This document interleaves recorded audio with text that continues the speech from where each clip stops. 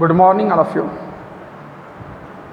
आज मैं फिर से कक्षा 10 का राम लक्ष्मण परशुराम संवाद व्याख्या का छठा भाग लेकर के उपस्थित हुआ हूँ। पिछले 5 भागों में आपने लक्ष्मण और परशुराम के बीच में हुए संवाद को सुना। लास्ट भाग में देखा कि किस प्रकार से परशुराम जी लक्ष्मण को डराते धमकाते हैं और अत्यंत क्रोधित होकर जब नहीं होता है तो विश्वामित्र जी से कहते हैं कि यह बालक क्षमा के योग्य नहीं है, अपराध किया है, मेरे गुरु का अपमान किया है और मेरा फावड़ा कुठार इतना तेज है जिससे मैं इसका अभी वध कर दूंगा और गुरु के ऋण से उऋण हो लूँगा, मुक्त हो लूँगा। तो विश्वामित्र जी कहते हैं कि हे मुनि, जो साधु होते हैं, जो सन्यासी होते हैं, वो बच्चों के अपराध को ध्यान नहीं देते हैं, उसकी गिनती नहीं करते हैं। जब नहीं मानते हैं तो कहते हैं, तब मन ही मन मुस्कुराते हुए विश्वामित्र जी कहते हैं कि मुनि को सावन के अंधे की तरह सब कुछ हरा हरा ही दिखाई दे रहा है। इन्हें लोहे की बनी तलवार और ऊख के बने खाड़ में कोई अंतर दिखाई नहीं दे रहा है। अय मैं खड न ऊख मैं, अबहु न बूझ अबूझ। यहाँ तक हुआ था। अब आगे देखते हैं हम लोग कि क्या होता है। जब इतना सुनते हैं तो लक्ष्मण जी फिर बोल उठते हैं कि कहूँ लखन मुनि सील तुम्हारा, को नहीं जान विदित संसारा। माता पिता ही उरिन भयनी के, गुर ऋनु रहा सोच बड़ु जी के। सो जनु हम रही माथे काढ़ा, दिन चली गए ब्याज बड़े बाड़ा। अब आनी ब्याहरिया बोले, तुरत देव मैं थैली खोली। सुन कटु बचन कुठार सुधारा, हाय हाय तब सभा पुकारा। भृगुबर परसु देखा वही मोही, विप्र विचारे बचौ नृप दोही। मिलहि न कबहु सुभट रन गाढ़े, द्विज देवता घर ही के बाढ़े। अनुचित कहीं सब लोग पुकारे, रघुपत शयन ही लखन निवारे। खन उतरया हूत सरस, भृगबर कोप कृशानु। बढ़त देखी जल सम बचन, बोले रघुकुल भानु। यहाँ तक कि कहे लखन मुनिशील तुम्हारा, को नहीं जान विदित संसारा। लक्ष्मण जी कहते हैं, बार बार जब परशुराम जी अपने बल पौरुष का बखान करते हैं तो लक्ष्मण जी कहते हैं कि हे मुनि, उनका उपहास करते हुए कहते हैं कि आपका शील स्वभाव को संसार में कौन नहीं जानता है, कि आपके शील स्वभाव को संसार में कौन नहीं जानता कि आप कितने क्षमाशील हैं, कितने धैर्यवान हैं। और आप मात पिता उऋण भयनी के, माता पिता के ऋण से तो आप उऋण हो चुके हैं, मुक्त हो चुके हैं।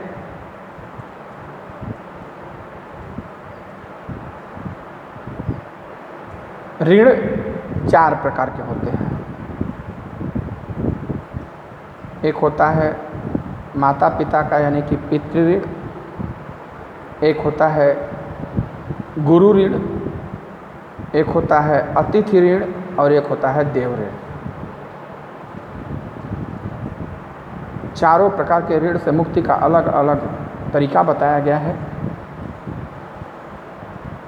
पितृ ऋण यानी कि आप माता या पिता बनकर के उस ऋण से आप ऋण हो सकते हैं। गुरु ऋण, गुरु दक्षिणा स्वरूप गुरु के इच्छानुसार जो भी आप कार्य करें तो आप गुरु के ऋण से ऋण हो सकते हैं। गुरु के इच्छानुसार यानी गुरु जैसा चाहता है आप वैसा अगर बन जाते हैं, वैसा करके दिखाते हैं तो आप गुरु के ऋण से ऋण हो जाते हैं। अतिथि ऋण, अतिथियों का सेवा सत्कार करके उस ऋण से चुकता किया जा सकता है। देव ऋण जो होता है, देवताओं का ऋण, होम हवन पूजा पाठ या जो ये जीव जंतु हैं, पशु पक्षी हैं, उनकी सेवा करके देवताओं के ऋण से ऋण हुआ जा सकता है। तो लक्ष्मण जी कहते हैं कि माता पिता के ऋण से तो आप ऋण हो चुके हैं। माता पिता है उऋण भयनिके, उनके ऋण से तो आप मुक्त हो चुके हैं। गुर ऋणु रहा सोच बढ़ जी के। अब गुरु ऋण शेष है जिसके लिए आप बहुत चिंतित हो रहे हैं। गुरु ऋण अब शेष रह गया है जिसके लिए आप बड़े सोच में पड़े हुए हैं, चिंतित हैं। सो जनु हमारे ही माथे काढ़ा, आ दिन चली गए ब्याज बढ़-बाढ़ा। गुरु का ऋण जो बचा है उससे आप बड़े चिंतित हो रहे हैं, इसलिए ऐसा प्रतीत हो रहा है कि वह गुरु ऋण आप हमारे माथे मढ़ना चाहते हैं, हमारे माथे हमारे सिर लगाना चाहते हैं। इसलिए बहुत दिन बीत जाने के बाद, दिन चली गए ब्याज बढ़-बाढ़, कि दिन बहुत बीत चुका है, ब्याज भी बहुत बढ़ गया होगा गुरु ऋण का।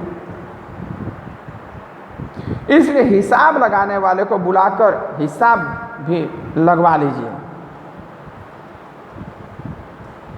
दिन चली गए ब्याज बढ़-बाढ़ा, अब आनी व्यवहरिया बोली। व्यवहरिया जो हिसाब किताब करता है, मुनीब जो होता है, कि अब उस व्यवहरिया यानी हिसाब किताब करने वाले को बुला लीजिए।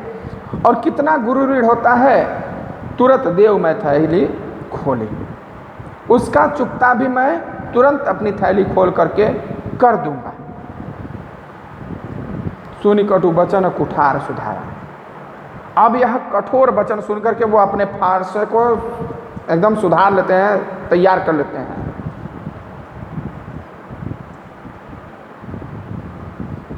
लक्ष्मण के ऐसे कटु वचन सुनकर जनक सभा में हाहाकार मच गया। लोग हाय हाय पुकारने लगे कि अब तो मरा, अब तो गया। जब लक्ष्मण जी ऐसे बोले, परशुराम जी पूरा फांसा साथ तैयार करके, सरिया करके एकदम से तैयार है, अब काट देंगे, मार देंगे। पूरा सभा में जितने लोग थे, अब गया बेटा, अब नहीं बचेगा, बहुत बोल रहा है, गया।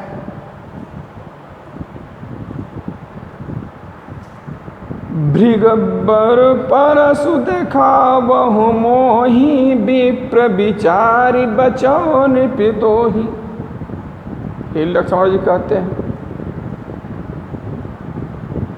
कि क्रुद्ध लक्ष्मण जी कहते हैं कि हे मुनिवर, भृगुवंश के श्रेष्ठ परशुराम जी, मुझे आप बार बार परशु दिखा रहे हैं, बार बार फरसा दिखा रहे हैं, और मैं आपको ब्राह्मण समझ कर छोड़ रहा हूं। विप्र विचार बचाओ निपदोही, कि मैं विप्र यानी ब्राह्मण विचार समझकर जानकर बचा रहा हूं, आपको छोड़ रहा हूं।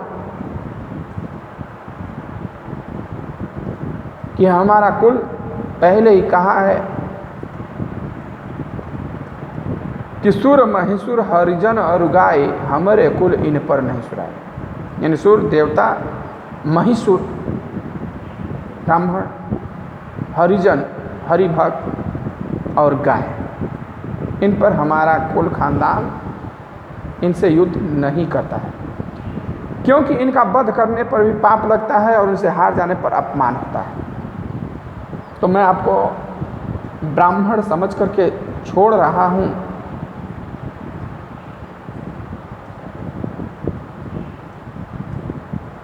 क्यों कि मिले न कबहू सुभटर न गाढ़े, द्विज देवता घर ही के बाढ़े। हे मुनिवर, आपको कभी भी आज से पहले रणभूमि में वीर योद्धाओं से पाला नहीं पड़ा है। रणभूमि में वीर योद्धा नहीं मिले, आपको अच्छे योद्धा नहीं मिले। हे ब्राह्मण देव, आप अपने घर में ही श्रेष्ठ होंगे। द्विज देवता घर ही के बाढ़े।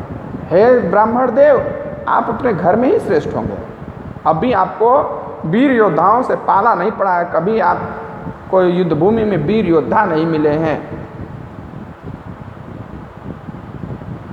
अनुचित कहीं सब लोग पुकारे, रघुपति सह नहीं लखन। तब सभा में बैठे सभी लोग कहे अब लक्ष्मण जी गलत कर रहे हैं, इनको इतना नहीं बोलना चाहिए, लक्ष्मण जी अब गलती कर रहे हैं। इतना बात जब लोगों द्वारा सुना तो रामचंद्र जी ने उनको इशारे से ही, आंखों के संकेत से नेवारे यानी मना कर दिया। सह नहीं नेवारे, लखनऊ नेवारे। लक्ष्मण जी को आंखों के इशारों से ही मना कर दिया कि रहने दो, बस अब मैं सलटा लूँगा। लखन उतर आहुति सरिस, भृगुबर कोप कृषाण। अब लक्ष्मण का यह जवाब तो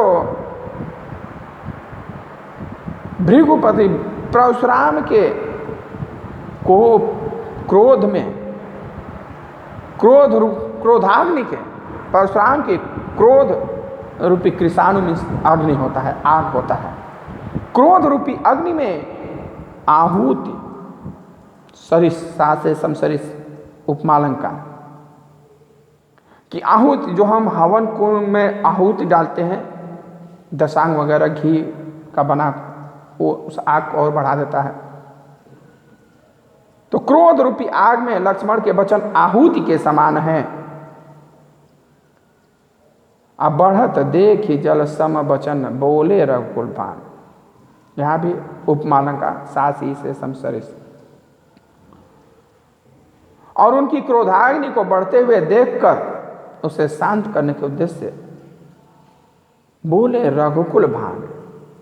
रघुवंशियों के कुल के सूर्य यानी प्रभु श्री रामचंद्र जी ने जल के समान शीतल वचन कहे। जल के समान शीतल वचन कहे। भागे रामचंद्र परशुराम तो वो तो चाहते थे कोई बस मेरा मनावन कर दे, मैं मान जाऊं, चला जाऊं, यहाँ से कोई मनाने वाला था ही नहीं। तो रामचंद्र जी ने उनका मनावन किया, तो वहाँ से वो आशीर्वाद देते हुए निकल गए। ये आपका राम लक्ष्मण परशुराम संवाद का व्याख्या आज समाप्त होता है। अंतिम भाग, इससे पहले 5 भाग आप लोगों ने देखा है। जो भी नहीं देखा होगा वह पिछला भाग 5वां, चौथा, तीसरा, दूसरा और पहला भाग भी दे सकता है। 6 भाग में इसका व्याख्या हुआ। और आपको अगर कुछ नहीं समझ में आया हो तो वह आप हमसे पूछ सकते हैं, मैं उसका जवाब आपको देने के लिए तैयार हूँ। तथा वीडियो अच्छा लगे तो इसको लाइक शेयर जरूर करें। तथा कोई भी समस्या परेशानी हो तो आप हमें कमेंट या फ़ोन करके बता दें। मोबाइल नंबर 9450460943 पे। Okay, bye.